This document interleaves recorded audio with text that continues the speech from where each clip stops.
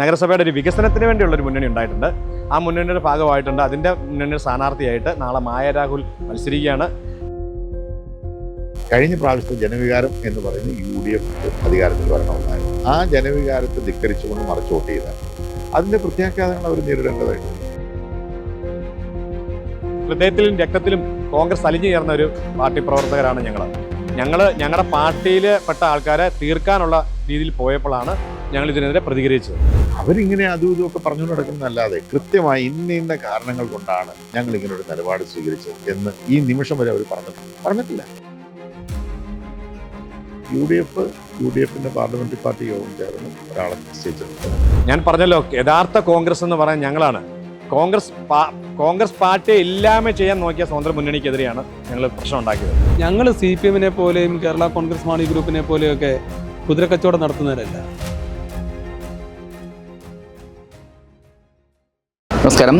വിവാദങ്ങൾക്കും നാടകീയമായ നീക്കങ്ങൾക്കുമിടയിൽ പാലാ നഗരസഭയെ ആര് നയിക്കുമെന്ന് നാളെ അറിയാം. നിലവിൽ UDF ചെയർപേഴ്സൺ സ്ഥാനാർത്ഥിയായി റിയ ബിനോ ചീരാംകുഴിയാണ് മത്സരിക്കുന്നത്. നിലവിലെ കൗൺസിലറായ റിയ ആദ്യമായാണ് ചെയർപേഴ്സൺ സ്ഥാനാർത്ഥിയായി മത്സരിക്കുന്നത്. 9 അംഗങ്ങളുടെ പിന്തുണയാണ് UDFിനുള്ളതെന്നാണ് DCC പ്രസിഡന്റായ നാട്ടകം സുരേഷ് പറയുന്നത്.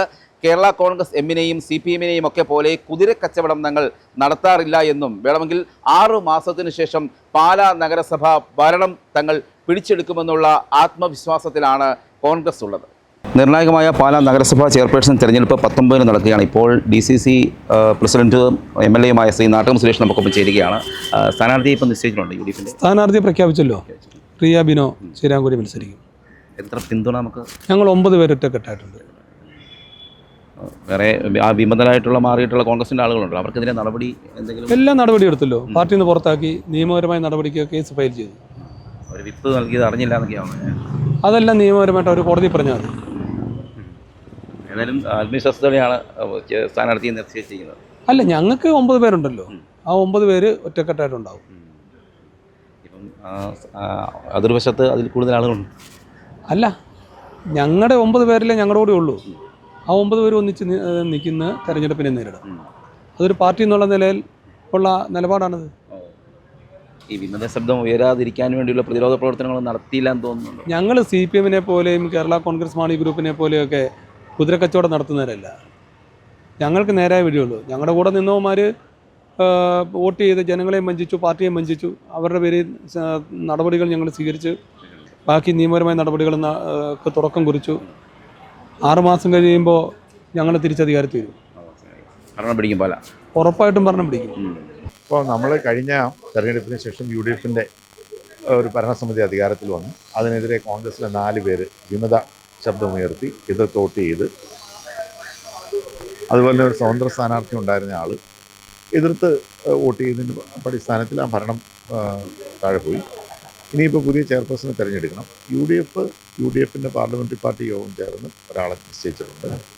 ആ ആൾക്ക് അനുകൂലമായി UDFിന് ഇപ്പം നിലവിൽ 9 അംഗങ്ങളാണ്. ആ 9 പേര് വോട്ട് ചെയ്യും. ഇതാണ് റിയ ബിനോ ചീരാംകുഴി. അതാണ് നമ്മുടെ സ്ഥാനാർത്ഥി. വിശ്വാസമുണ്ട്. നമ്മൾ വിശ്വസിക്കുന്നു. നമുക്ക് സാധ്യതകളില്ല എന്ന് പറയാൻ കഴിയില്ല. അപ്പോൾ അങ്ങേപക്ഷത്ത് എല്ലാവരും ഒരേപോലെ നിന്ന് വോട്ട് ചെയ്തോളണമെന്നൊന്നുമില്ല. അപ്പോൾ അവർക്ക് വേണമെങ്കിൽ ഇപ്പോൾ വോട്ട് ചെയ്യാം, വിജയിപ്പിക്കും. കാരണം അവരിലെ UDFിൻ്റെ ടിക്കറ്റിൽ മത്സരിച്ച് വിജയിച്ചവർ മനസ്സിലാക്കേണ്ടത് കഴിഞ്ഞ പ്രാവശ്യത്തെ ജനവികാരം എന്ന് പറയുന്നത് UDF അധികാരത്തിൽ വരണമെന്നായിരുന്നു. ആ ജനവികാരത്തെ ധിക്കരിച്ചുകൊണ്ട് മറിച്ച് വോട്ട് ചെയ്താൽ അതിൻ്റെ പ്രത്യാഘാതങ്ങൾ അവർ നേരിടേണ്ടതായിട്ടുണ്ട്. ഇപ്പോൾ സംസ്ഥാന ഭരണം കൂടി UDFിനാണ്. അല്ല, ഭരണത്തിൻ്റെ പ്രശ്നമൊന്നുമല്ല. ഭരണമുണ്ട്, അതുകൊണ്ടല്ല. ഒരു ജനങ്ങളൊരു തീരുമാനം എടുത്തിട്ട് അതിന് വിരുദ്ധമായി ജനപ്രതിനിധികളാകുന്നവർ നിലപാടെടുത്ത് സ്വീകരിച്ചാൽ അത് ജനം അംഗീകരിക്കില്ല. അതവർ മനസ്സിലാക്കണം. പിന്നെ അവർക്കെതിരെ നിയമ നടപടികൾ കോൺഗ്രസിലെ അംഗങ്ങൾക്കെതിരെ നിയമ നടപടികളുമായി കോൺഗ്രസ് പാർട്ടി മുന്നോട്ട് പോയി. ഈ നിസ്സാര പ്രശ്നങ്ങളുടെ പേരിലാണോ ഈ കോൺഗ്രസിനുള്ള വിമത ശബ്ദം ഉയരാൻ കാരണം? അല്ലാതെ എന്ത് പ്രശ്നമാണ് ഉണ്ടായിരുന്നത്? അവർക്ക് എന്താണ് പ്രശ്നം പറയാനുള്ളത്? അവരെന്തെങ്കിലും പ്രശ്നം പറഞ്ഞിട്ടുണ്ടോ? ഗൗരവമുള്ള എന്തെങ്കിലും അഴിമതിയോ മറ്റെന്തെങ്കിലും പ്രശ്നങ്ങളോ ഭരണ രംഗത്ത് എന്തെങ്കിലും വീഴ്ചയോ ഒന്നും അവർ പറയുന്നില്ലല്ലോ. അവരിങ്ങനെ അതും ഇതുമൊക്കെ പറഞ്ഞു നടക്കുന്നതല്ലാതെ കൃത്യമായി ഇന്ന കാരണങ്ങൾ കൊണ്ടാണ് ഞങ്ങൾ ഇങ്ങനെ ഒരു നിലപാട് സ്വീകരിച്ചത് എന്ന് ഈ നിമിഷം വരെ അവർ പറഞ്ഞിട്ടില്ല. എൻ്റെ അറിവിലില്ല. അവരങ്ങനെ പറഞ്ഞിട്ടില്ല. ചുമ്മാ വ്യക്തിപരമായിട്ടുള്ള അങ്ങോട്ടും ഇങ്ങോട്ടുള്ള ഇഷ്ടം അനിഷ്ടം അങ്ങനെയൊന്നും അല്ലല്ലോ ഒരു തിരഞ്ഞെടുക്കപ്പെട്ട ജനപ്രതിനിധി തീരുമാനം എടുക്കണം. എനിക്ക് പല ഇഷ്ടങ്ങളും അനിഷ്ടങ്ങളും ഉണ്ടാവും, പലരോടും പല അഭിപ്രായ വ്യത്യാസങ്ങളും ഉണ്ടാവും. പക്ഷേ നമ്മൾ പൊതുവേദിയിൽ ഒരു ഒരു ഒരു നിലപാട് സ്വീകരിക്കുമ്പോൾ അത് ജനങ്ങൾക്ക് കൂടി ബോധ്യപ്പെടുന്ന നിലപാടായിരിക്കും. അങ്ങനെ ജനങ്ങളെ ബോധ്യപ്പെടുത്താൻ എന്താണല്ലോ അവർക്ക് കഴിഞ്ഞിട്ടില്ല, ഇതുവരെ കഴിഞ്ഞതായിട്ട് നമ്മുടെ അറിവില്ല. അതേസമയം LDFിൻ്റെയും കോൺഗ്രസ് വിമത അംഗങ്ങളുടെയും പിന്തുണയോടെ ചെയർപേഴ്സൺ സ്ഥാനത്തേക്ക് മത്സരിക്കുന്നത് സ്വതന്ത്ര കൗൺസിലറായ മായ രാഹുലാണ്. LDFിൻ്റെ 12 പേരുടെ പിന്തുണയും കോൺഗ്രസ് വിമതരുടെ 4 പേരുടെ പിന്തുണയും കൂടി ലഭിക്കുന്നതോടെ 16 പേരുടെ പിന്തുണയിലാണ് ചെയർപേഴ്സൺ സ്ഥാനത്തേക്ക് മത്സരിക്കുന്നത് എന്നാണ് മായ രാഹുൽ പറയുന്നത്. നഗരവികസന മുന്നണിയുടെ നേതൃത്വത്തിലാണ് അവർ മത്സര രംഗത്ത് ഉള്ളത്. നിലവിൽ 26 സീറ്റുകളാണ് പാലാ നഗരസഭയിലുള്ളത്. നാളെയാണ് തെരഞ്ഞെടുപ്പ്. നമ്മുടെ സ്ഥാനാർത്ഥി നഗരവികസന മുന്നണി എന്ന് പറയുന്ന ഒരു സഖ്യം ഉണ്ടാക്കിയിട്ടുണ്ട്. അതിനകത്ത് നമ്മൾ കോൺഗ്രസ്സിലുള്ള ഉൾപ്പെട്ട ആൾക്കാരും പിന്നെ ഇപ്പം കേരള കോൺഗ്രസ് ഇടതുപക്ഷമൊക്കെ ചേർന്നുകൊണ്ടുള്ള ഒരു നഗരസഭയുടെ ഒരു വികസനത്തിന് വേണ്ടിയുള്ള ഒരു മുന്നണി ഉണ്ടായിട്ടുണ്ട്. ആ മുന്നണിയുടെ ഭാഗമായിട്ടുണ്ട്. അതിൻ്റെ മുന്നണിയുടെ സ്ഥാനാർത്ഥിയായിട്ട് നാളെ മായ രാഹുൽ മത്സരിക്കുകയാണ്. അവർ നല്ല എലിജിബിൾ ആയിട്ടുള്ളൊരു സ്ത്രീയാണ്, അവർ നല്ല കഴിവുള്ള സ്ത്രീയാണ്. അപ്പം അവരെ പോലെ സ്ഥാനാർത്ഥിയെ നിർത്തി ഞങ്ങൾ ജയിപ്പിക്കും. എതിർപക്ഷത്ത് UDF സ്ഥാനാർത്ഥി പ്രഖ്യാപിച്ചിട്ടുണ്ട്. ഞാൻ പറഞ്ഞല്ലോ, ഇത് ശരിക്കും പറഞ്ഞാൽ ഒരു ആശയപരമായിട്ടുള്ളൊരു മത്സരമാണ്. സ്വതന്ത്ര മുന്നണിയൊക്കെ എതിരെയുള്ള മത്സരമാണത്. അവരോടേ ഉള്ളൂ നമുക്ക് ആശയപരമായിട്ടും അല്ലെങ്കിൽ ഉള്ള മറ്റുള്ള പ്രശ്നങ്ങളുള്ളൂ. അപ്പോൾ അവർക്കെതിരെയുള്ളൊരു മത്സരമാണ്. അവരെ കൂട്ടിപ്പിടിച്ച് പണ്ട് ഞങ്ങൾ UDF ആയിട്ട് ഞങ്ങളെല്ലാം പ്രവർത്തിച്ചവരാണ്. ആ സമയത്ത് ഇവർ പല ഇടതുപക്ഷത്തിലും BJPയിലും ഒക്കെ പ്രവർത്തിച്ചവരാണ്. അപ്പം അങ്ങനെയുള്ളവരെ കൂട്ടിപ്പിടിച്ച് ചേർത്തപ്പോൾ ശരിക്കും പറഞ്ഞാൽ യഥാർത്ഥ UDFകാരെ പുറന്തള്ളുന്ന രീതിയിലായിപ്പോയി.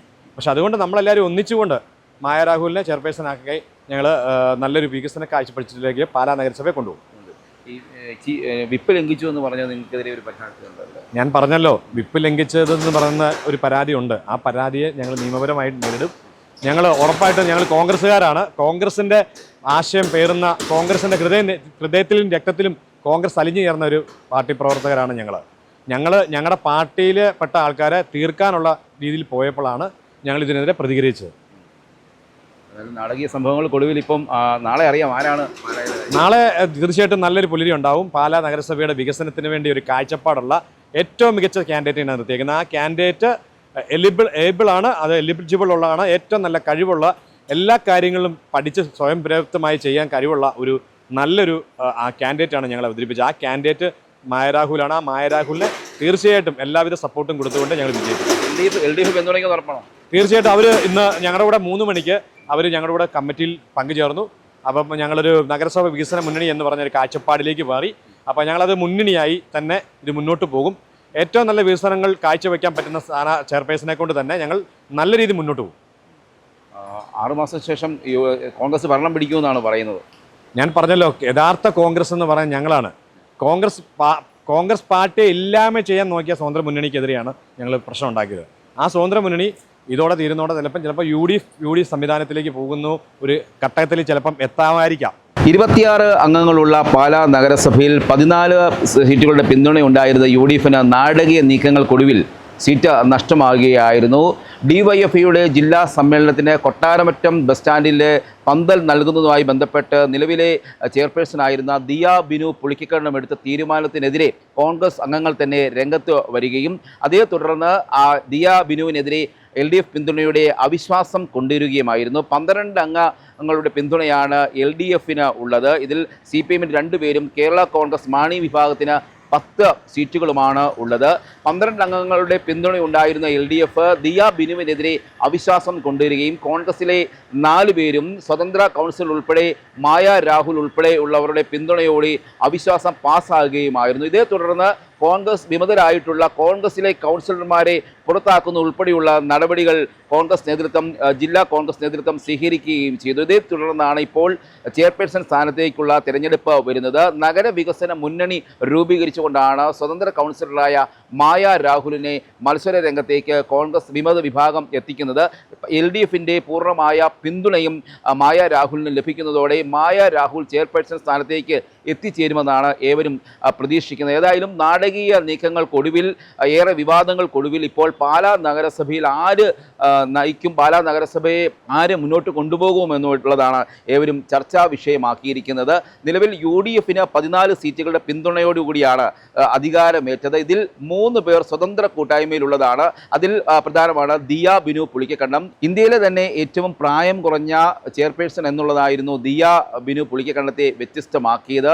ഏതായാലും 7 മാസം തികയും മുമ്പേ ഈ ദിയ ബിനു പുളിക്കക്കണ്ടത്തിനെതിരെ അവിശ്വാസം കൊണ്ടുവരികയും UDF-ന് ഭരണം നഷ്ടമാവുകയും ചെയ്തിരിക്കുകയാണ്. ഏതായാലും പാലാ നഗരസഭയിൽ നാളെയാണ് ചെയർപേഴ്സണായിട്ടുള്ള മത്സരം നടക്കുന്നത്. ഏവരും ആകാംക്ഷയോടെ നോക്കുകയാണ്. ഇപ്പോൾ പാലാ നഗരസഭയെ ആര് നയിക്കും, എന്തൊക്കെ നാടകീയ സംഭവങ്ങളാവും ഇനിയും നടക്കാൻ പോകുക എന്നുള്ളതാണ്.